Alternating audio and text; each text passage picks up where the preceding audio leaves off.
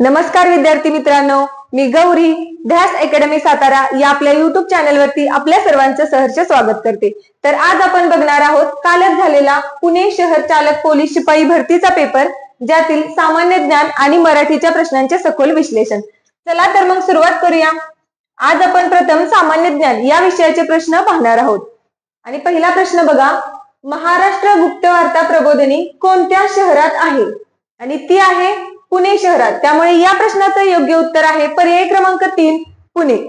यानंतर दुसरा प्रश्न आहे, महाराष्ट्र राज्यात जेल पर्यटन कोणत्या जेलपासून सुरू करण्यात आले आहे? आणि पर्याय बघा, Yerwada jail, Arthur Road jail, Taloja central jail आणि नाशिक रोड सेंट्रल जेल। तर बघा या ठिकाणी हे जे येरवडा जेल पुणे आहे, तर या ठिकाणी महाराष्ट्र राज्यातील जेल पर्यटनाची सुरुवात झाली। त्यामुळे पर्याय क्रमांक 1 हे या प्रश्नाचं योग्य उत्तर आहे। तसेच बघा, हे जे येरवडा जेल आहे या ठिकाणी जिव्हाळा योजना सुरू करण्यात आली होती, ज्याच्यामध्ये जे या जेलमध्ये असणारे जे कैदी आहेत त्यांना 50,000 रुपयांचे कर्ज दिले जात होते, जे ते त्यांच्या कुटुंबियांना सहकार्यासाठी पाठवू शकत होते। यानंतर बघा पुढचा प्रश्न आहे, मुंबई नागपूर जोडणारा समृद्धी महामार्गाला खालीलपैकी कोणाचे नाव दिले आहे? आणि पर्याय बघूया, बाळासाहेब ठाकरे, दुसरा अटल बिहारी वाजपेयी, तिसरा शाहू महाराज आणि चौथे आहेत महात्मा फुले। तर हे जे समृद्धी महामार्ग आहे त्यांना बाळासाहेब ठाकरे यांचे नाव देण्यात आलेले आहे। त्यामुळे या प्रश्नाचं योग्य उत्तर आहे पर्याय क्रमांक 1। यानंतर पुढचा प्रश्न आपण पाहणार आहोत, 1857च्या उठावाची सुरुवात कोठे झाली? आणि पर्याय बघा, कानपूर, मेरठ, झाशी आणि अराह। तर हा जो 1857चा उठाव आहे त्याची सुरुवात मीरठ म्हणजेच मेरठ या ठिकाणी झाली आणि ती बराकपूर छावणीमध्ये झाली। बराकपूर छावणी। आणि ज्या व्यक्तीने या उठावाची सुरुवात केली ते होते मंगल पांडे। हेही माहीत असू द्या। त्यामुळे या प्रश्नाचं जे योग्य उत्तर आहे ते आहे पर्याय क्रमांक 2। यानंतर पुढचा प्रश्न पाहणार आहोत, पुणे करार कोणामध्ये झाला? पर्याय बघा, इंग्रज व महात्मा गांधी, दुसरा पेशवे व इंग्रज, तिसरा डॉक्टर बाबासाहेब आंबेडकर व महात्मा गांधी आणि चौथा महात्मा गांधी व मोहम्मद अली जिना।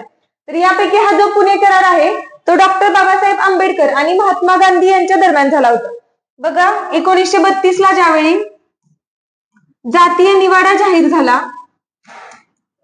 जातीय निवाडा, तर ज्या अंतर्गत दलितांना स्वतंत्र मतदारसंघ देण्यात आले होते, तर त्या विरोधात महात्मा गांधी त्यावेळी येरवडा जेलमध्ये होते। मग त्या विरोधात त्यांनी जेलमध्येच उपोषण सुरू केले होते। त्यामुळे डॉक्टर बाबासाहेब आंबेडकर आणि महात्मा गांधी यांच्या दरम्यान हे उपोषण मागे घेण्यासाठी जो करार झाला तो होता पुणे करार। आणि पुणे कराराची तारीखही महत्वाची आहे, तीही लक्षात ठेवा, 24 सप्टेंबर 1932। त्यामुळे या प्रश्नाचं योग्य उत्तर आहे पर्याय क्रमांक 3। यानंतर पुढचा प्रश्न आपण पाहणार आहोत, महाराष्ट्र पोलीस दलाचे सर्वात वरिष्ठ अधिकारी खालीलपैकी कोण आहेत? आणि पर्याय बघा, यापैकी हे जे पोलीस महासंचालक आहेत हे महाराष्ट्राचे वरिष्ठ अधिकारी असतात आणि सध्याचे जे पोलीस महासंचालक आहेत ते आहेत रश्मी शुक्ला। त्यामुळे पर्याय क्रमांक 3 हे या प्रश्नाचं योग्य उत्तर आहे।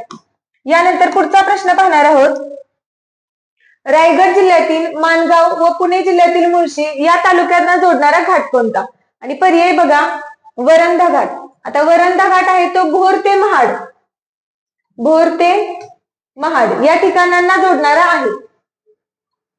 त्यानंतर हा जो घोणसे घाट आहे तो अजून बघा, अजून एका जिल्ह्याच्या पर्यायामध्ये हा घोणसे घाट आला होता, माणगाव ते श्रीवर्धन या ठिकाणांना जोडणारा हा घाट आहे। आणि हा जो बोरघाट आहे तो मुंबई ते, मग बघा हे जे बाकीचे 3 घाट होते ते रिपीटेडली विचारले जाणारे होते। जरी या प्रश्नाचं उत्तर तुम्हाला एक्झॅक्टली माहित नसतं तरी वरंधा घाट नाही, घोणसे नाही आणि बोरघाट नाही, यावरून या प्रश्नाचं उत्तर तुम्ही अचूक निवडू शकत होता। यानंतर बघा पुढचा प्रश्न आहे, पुणे जिल्ह्यातील पहिले ऊस संशोधन केंद्र कोठे आहे? आणि पर्याय बघूया, मांजरी, जेजुरी, बारामती आणि आळंदी. तर ते जे ऊस संशोधन केंद्र आहे ते पाडेगाव या ठिकाणी आहे. पाडेगाव हे एक्झॅक्ट लोकेशन मांजरी या ठिकाणी हे आहे. त्यामुळे पर्याय क्रमांक 1 हे या प्रश्नाचे योग्य उत्तर आहे. नॉटिकल मैल हे अंतर मोजण्याचे एकक कोठे वापरतात? आणि पर्याय बघा, आकाशातील अंतर मोजणे आणि दुसरा समुद्रामध्ये अंतर मोजणे. तर या दोन्ही ठिकाणचं अंतर मोजण्यासाठी हे एकक वापरलं जातं. त्यामुळे पर्याय क्रमांक सी, ए व दोन्ही बरोबर असे या प्रश्नाचे योग्य उत्तर आहे. जीवाश्म इंधनाच्या ज्वलनामुळे कोणत्या वायूचे प्रमाण वाढते? आणि बघा, या ठिकाणी हा जो आहे कार्बन डायऑक्साईड CO2 त्याचे वातावरणामध्ये जीवाश्म इंधनामुळे प्रमाण वाढते. त्यामुळे पर्याय क्रमांक 3 हे या प्रश्नाचे योग्य उत्तर आहे. यानंतर पुढचा प्रश्न आपण बघणार आहोत. ब्रेथ अनालायझरचा वापर कशासाठी केला जातो? आणि पर्याय बघा, रक्तातील साखर मोजण्यासाठी, रक्तातील ऑक्सिजन मोजण्यासाठी, रक्तातील अल्कोहोलचे प्रमाण मोजण्यासाठी. तर हा जो आहे याचं योग्य उत्तर आहे पर्याय क्रमांक 3, रक्तातील अल्कोहोलचे प्रमाण मोजण्यासाठी ही टेस्ट केली जाते. यानंतर पुढचा प्रश्न पाहणार आहोत. सुनीता विल्यम्स कोण आहेत? आणि पर्याय यांच्यामध्ये बघा, त्या अंतराळवीर आहेत आणि सध्या त्या चर्चेत आहेत, कारण एका अंतराळ मोहिमेसाठी त्या गेलेल्या असताना त्या ठिकाणी त्या अडकून पडलेल्या आहेत. त्यामुळे सध्या त्या चर्चेत असल्यामुळे त्यांच्यावरती प्रश्न आलेला आहे. त्यामुळे त्या अंतराळवीर आहेत हे लक्षात ठेवा. यानंतर पुढचा प्रश्न पाहणार आहोत. महाराष्ट्र पोलीस दलातील पोलीस कर्मचाऱ्यांच्या पदांच्या वर्गवारीनुसार अधिक अचूक चढता क्रम विचारलेला आहे. मग बघा, या ठिकाणी पोलीस दलातील जे सर्वात कनिष्ठ पद आहे ते शिपाई आहे. त्यामुळे हा पर्याय गेला, हाही पर्याय गेला. त्यानंतर बघा, शिपाई नंतर दुसरे जे पद आहे ते नाईक असते. त्यामुळे हे दोन्ही ठिकाणी आहे. यानंतर तिसरे पद बघूयात. आता हे जे पद आहे सहाय्यक पोलीस निरीक्षक म्हणजेच काय, API. मग तुम्हाला या पदावरून एवढं तरी माहिती असेल, हवालदार आणि API यामध्ये APIचा जो पददर्जा आहे तो जास्त आहे किंवा श्रेणी जास्त आहे असं म्हणू. त्यामुळे तिसऱ्या क्रमांकाचं पद आहे हवालदार आणि चौथ्या क्रमांकाचं चढत्या क्रमांकानुसार सहाय्यक पोलीस निरीक्षक. त्यामुळे पर्याय क्रमांक 3 सी हे या प्रश्नाचे योग्य उत्तर आहे. भारतातील नव्याने लागू करण्यात आलेला भारतीय न्याय संहिता हा कायदा अस्तित्वात आला आहे या कायद्याऐवजी. आता बघा, पर्यायही बघायची गरज नाही. हा प्रश्न प्रत्येक जिल्ह्याला रिपीट झालेला आहे आणि त्या ठिकाणी तुम्हाला मी फक्त कीवर्ड्स लक्षात ठेवायला सांगितले होते. मग बघा, न्यायासाठी कोणता कीवर्ड सांगितलेला? दंड. मग पर्यायामध्ये दंड फक्त एकाच ठिकाणी दिसतोय. मग डोळे झाकून पर्याय क्रमांक 3 भारतीय दंड संहिता हे या प्रश्नाचे योग्य उत्तर आहे. यानंतर पुढचा प्रश्न बघा, भारतातील पहिल्या स्त्री शिक्षिका व मुख्याध्यापिका कोण आहेत? आणि पर्यायांच्या मध्ये बघा, रमाबाई रानडे, सावित्रीबाई फुले, पंडिता रमाबाई आणि सरोजिनी नायडू. तर पहिल्या स्त्री शिक्षिका आणि मुख्याध्यापिका या सावित्रीबाई फुले आहेत. इतर बघा, सरोजिनी नायडू यांचं काम आहे ते क्रांतिकारक म्हणून आपल्यासाठी महत्वाचं आहे. आणि पंडिता रमाबाई आणि रमाबाई रानडे यांनी महिलांच्या विकासासाठी बरेच कार्य केलेलं आहे. मात्र पहिल्या मुख्याध्यापिकाचा जो मान आहे तो सावित्रीबाई फुले यांना जातो. भारतातील या महिन्यात रस्ते सुरक्षा सप्ताह पाळला जातो. आणि पर्याय बघा, जानेवारी, मार्च, एप्रिल आणि मे. तर बघा, 11 ते 17 जानेवारी या दरम्यान हा रस्ते सुरक्षा सप्ताह भारतामध्ये पाळला जातो. त्यामुळे पर्याय क्रमांक 1 जानेवारी हे या प्रश्नाचे योग्य उत्तर आहे. त्यानंतर तसंच बघा, हा जो सप्ताह आहे त्याची 2024 ची जी थीम होती या सप्ताहाची ती माहित असू द्या. Be a road safety hero अशी होती. ही माहित असू द्या. यानंतर पुढचा प्रश्न पाहणार आहोत. अविनाश साबळे हा खेळाडू कोणत्या खेळाशी संबंधित आहे? बघा, ते ऍथलेटिक्स या खेळाशी संबंधित आहे. त्यामुळे पर्याय क्रमांक 4 हे या प्रश्नाचे योग्य उत्तर आहे. या पेपरमध्ये बरेचसे प्रश्न बघा फॅक्च्युअल आहेत, त्यांची डायरेक्ट उत्तर अपेक्षित आहेत. असे पुढे बघा, पोलीस क्षेत्राशी संबंधित संशोधन करणारी संस्था कोणती? आणि पर्याय बघा, NCRB ही नॅशनल क्राईम रेकॉर्ड ब्युरो ही संस्था आहे, त्याच्यामुळे ही पोलिसांशी आपल्याला संशोधन करणारी विचारले, मग ती नाही. ही जी आहे ती आपली विदेशी गुप्तचर संस्था आहे, त्यामुळे ही येणार नाही. आणि ही बघा, ही जी संस्था आहे bureau of police research and development. परत बघा सांगते, bureau of police research and development.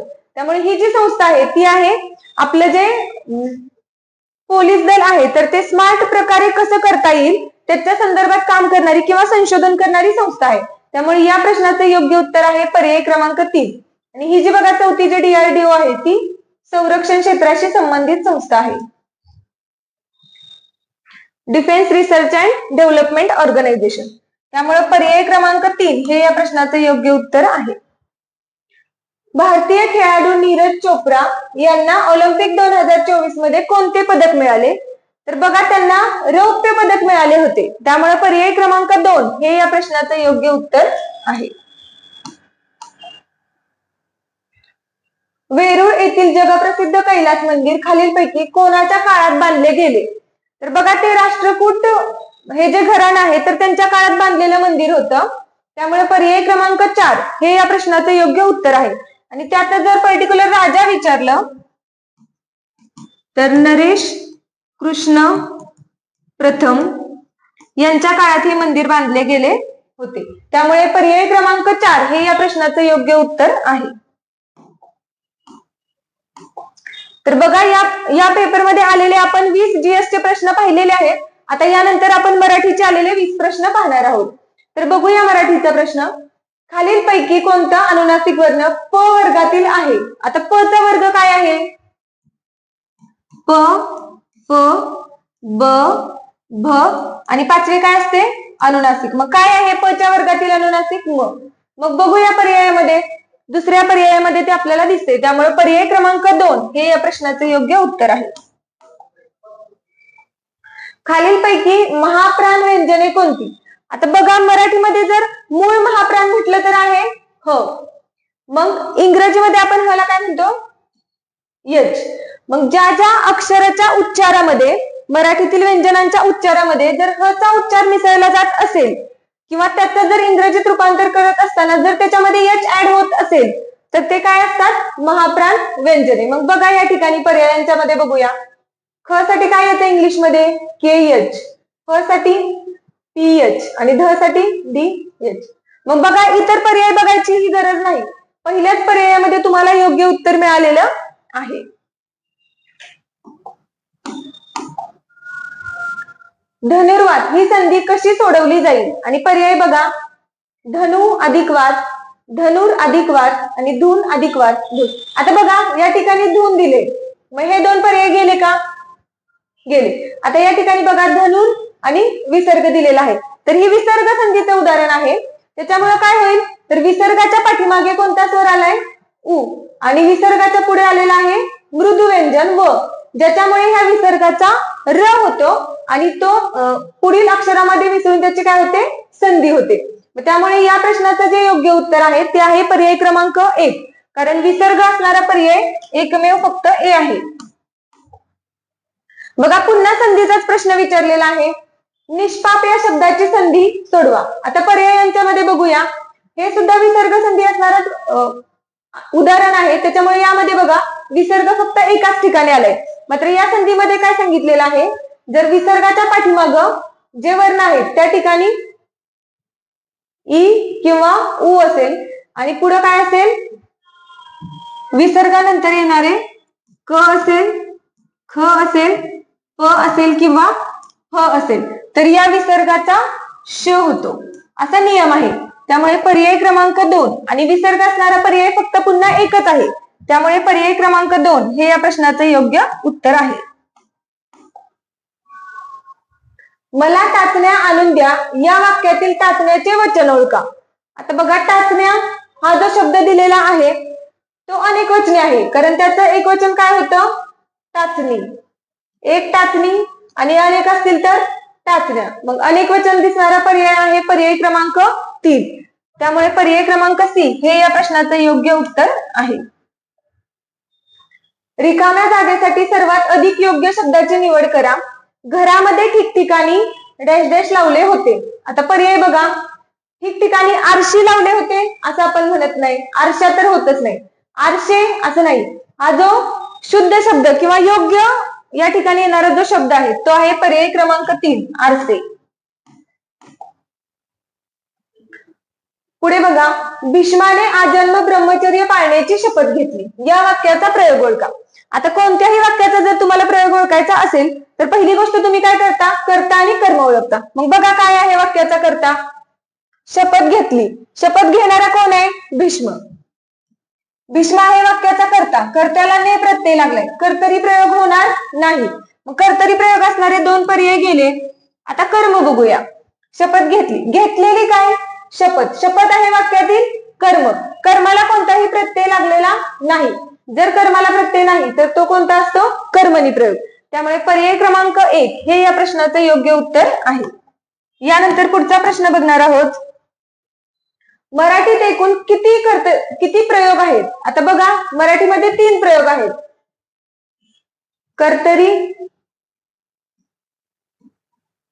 कर्मणी आणि भावे प्रयोग. त्यामुळे पर्याय क्रमांक 3 हे या प्रश्नाचे योग्य उत्तर आहे. यानंतर पुढचा प्रश्न पाहणार आहोत. भाजी भाकरी हा शब्द कोणत्या समासाचे उदाहरण आहे. आणि पर्याय बघा. इतरेतर द्वंद्व, वैकल्पिक द्वंद्व, समाहार द्वंद्व आणि नन बहुर्वेही. तर बघा या ठिकाणी दिलेला जो शब्द आहे तो आहे भाजी भाकरी. आणि हा कमीत कमी 3री किंवा 4थी वेळ असेल की हा प्रश्न रिपीट झालेला आहे. तर ते समाहार द्वंद्व समासाचं उदाहरण आहे. कारण जर एखाद्या सामासिक शब्दाचा विग्रह करत असताना जर शब्दामध्ये असणारे 2 पदार्थ आणि त्याच जातीच्या जर इतर तत्सम पदार्थांचाही त्याच्यामध्ये समावेश होत असेल तर ते समाहार द्वंद्व समासाचे उदाहरण असते. आणि जर विग्रह होत असताना ज्यावेळी अथवा किंवा अशा जर विकल्पबोधक शब्दांचा जर विकल्पबोधक उभयान्वयी अव्ययांचा जर उपयोग करून त्याचा विग्रह होत असेल तर तिथं वैकल्पिक द्वंद्व समास होत असतो. आणि इतर द्वंद्व कुठं होत असतो, तर ज्या ठिकाणी समुच्चय बोधक उभयान्वयी अव्ययांचा उपयोग केला जातो विग्रह होत असताना. आणि व त्यामुळे हा जो भाजी भाकरी आहे या शब्दामध्ये भाजी भाकरी आणि इतर साधे खाद्य पदार्थांचा समावेश होतो. त्यामुळे पर्याय क्रमांक 3 हे या प्रश्नाचे योग्य उत्तर आहे. पुढील पैकी तद्भव शब्द कोणता. आता बघा तद्भव शब्द म्हणजे काय, जे शब्द संस्कृत मधून जसेच्या तसे आले ते तत्सम आणि ज्यांच्यात थोडासा बदल होऊन आले ते असतात तद्भव. मग या ठिकाणी दिसणारा जो हात शब्द आहे तो संस्कृत मध्ये होता हात आणि त्याचा अपभ्रंश होऊन मराठीमध्ये झालेला आहे हात. त्यामुळे हात हा तद्भव शब्द आहे.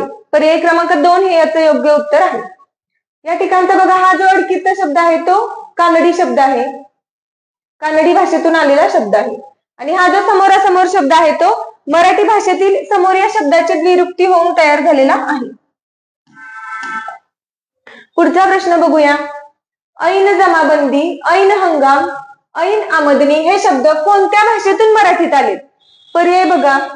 फारसी, अरबी, मुसलमानी आणि पठाणी. तर बघा अरबी भाषेतून आलेले हे शब्द आहेत. त्यामुळे पर्याय क्रमांक 2 हे या प्रश्नाचं योग्य उत्तर आहे. उपसर्ग घटित शब्द निवडा. पाठीमागचा प्रश्न आणि हा प्रश्न कसा वाटतोय. ऐन हंगामी, ऐन जमाबंदी, तर ते शब्दाला काय लागलेले होते, उपसर्ग लागलेले होते. मग तसंच बघा ऐरन मध्ये काही उपसर्ग नाही, उशीर मध्ये नाही, वेळेवर मध्ये नाही. उपसर्ग कुठे आहे, ऐन हा उपसर्ग लागलेला आहे आणि वेळ हा शब्द आहे त्याच्यापासून बनलेला आहे ऐन वेळ. त्यामुळे उपसर्ग साधित शब्द आहे ऐन वेळ. पर्याय क्रमांक सी हे या प्रश्नाचे योग्य उत्तर आहे. लेखन दृष्ट्या शुद्ध शब्द ओळखा. तर बघा शुद्ध शब्द जर विचारलं तर हा नाही अनुनासिक आहे या ठिकाणी. बघा अनुनासिक कसं लिहिलं जातं. त्यामुळे पर्याय क्रमांक 4 हे या प्रश्नाचे योग्य उत्तर आहे. आत्मसंयमनासाठी करावयाची कृत्ये या शब्दसमूहाबद्दल एक शब्द सांगा. आणि बघा हे जे आत्मसंयमनासाठी करायची कृत्य यासाठी जो एक शब्द वापरला जातो त्याला यमनियम असं म्हणतात. त्यामुळे पर्याय क्रमांक 1 हे या प्रश्नाचे योग्य उत्तर आहे. उंटावरून टपाल वाटणाऱ्याला काय म्हणतात? आणि पर्याय बघूया. पोस्टमन, बकरंदाज, सांडणीस्वार आणि शिवकेनसवी. तर उंटावरून जो टपाल वाटतो त्याला सांडणीस्वार म्हणतात. त्यामुळे पर्याय क्रमांक 3 हे या प्रश्नाचं योग्य उत्तर आहे. वाक्याचा अर्थ पूर्ण करणारा क्रियावाचक शब्द काय असतो? तो क्रियापद. वाक्याचा अर्थ पूर्ण करतोय क्रियापद. आणि जर मूळ क्रियावाचक शब्द असेल तर धातू. आणि जर एखाद्या मूळ धातूला प्रत्यय लागला, क्रियावाचक शब्दाला प्रत्यय लागला पण त्याने वाक्याचा अर्थ पूर्ण केला नाही तर तो असतो कृदंत. बघा, कृदंत आणि क्रियापदावरती बऱ्याच पेपरमध्ये प्रश्न दिसत आहेत. कृपण या शब्दाचा विरुद्धार्थी शब्द विचारलेला आहे. आणि पर्याय बघा. उदार, कृतघ्न, गरीब आणि अपुरू. तर कृपण म्हणजेच आपण आपल्या भाषेमध्ये काय म्हणतो? एखादा व्यक्ती कंजूस असणे. मग त्याचा विरुद्धार्थी विचारले. विरुद्धार्थी काय होईल त्याचा? उदार. त्यामुळे पर्याय क्रमांक 1 हे या प्रश्नाचं योग्य उत्तर आहे. कृतज्ञचा विरुद्धार्थी काय होतो? कृतज्ञ. आणि गरीबसाठी काय म्हणतो आपण? श्रीमंत. त्यामुळे पर्याय क्रमांक 1 हे या प्रश्नाचं योग्य उत्तर आहे. पौरात्य या शब्दाचा विरुद्धार्थी शब्द ओळखा. बघा पर्याय. प्राचीन, अर्वाचीन, पाश्चात्य आणि दाक्षिणात्य. पूर्व पश्चिम म्हणतो की नाही आपण, मग काय होईल त्याचा विरुद्धार्थी शब्द? पाश्चात्य. त्यामुळे पर्याय क्रमांक सी हे या प्रश्नाचं योग्य उत्तर आहे. हत्ती या शब्दाला समानार्थी शब्द निवडा. आणि पर्याय बघा. रवी, मधु, सारंग आणि नंदन. तर हत्तीसाठी जो समानार्थी शब्द वापरला जातो तो आहे सारंग. त्यामुळे पर्याय क्रमांक 3 हे या प्रश्नाचं योग्य उत्तर आहे. अष्टपैलू या अलंकारिक शब्दासाठी योग्य पर्याय निवडा. आणि पर्याय बघा. सर्व गुण संपन्न, 8 पैलू असलेला, आठवडा आणि यापैकी नाही. तर हा जो सर्व गुण संपन्न आहे तो शब्द आपण वापरतो अष्टपैलू या असणाऱ्या व्यक्तीसाठी. त्यामुळे पर्याय क्रमांक 1 हे या प्रश्नाचं योग्य उत्तर आहे. तर बघा, आजचा पेपर जर तुम्ही पाहिला असेल, हा जो काल झालेला पेपर आहे, तर त्या पेपरमध्ये बरेचसे प्रश्न होते फॅक्च्युअल, ज्याची डायरेक्ट उत्तर तुम्हाला माहित असणं अपेक्षित होतं. पण पेपर अतिशय सोपा होता. तर बघा, अशा ठिकाणी आज आपण कालचा पेपर तर पाहिलेला आहे. आता येणारा जो पोलीस भरती मुंबईचा पेपर बाकी आहे, तर त्यासाठी मुंबईच्या अवतीभोवतीच्या जिल्ह्यांचे हे विश्लेषण तुम्हाला दिलेले आहे. तेही आपल्या युट्यूब चॅनलवरती पाहून घ्या. आणि अशाच प्रकारे बघा, उज्ज्वल सरांनी गणित आणि बुद्धिमत्तेचेही या पेपरचे विश्लेषण दिलेले आहे, तेही पाहून घ्या. अशाच प्रकारचे नवनवीन व्हिडिओज पाहण्यासाठी आपल्या टेलिग्राम आणि युट्यूब चॅनलला सबस्क्राईब करायला विसरू नका. थँक्यू.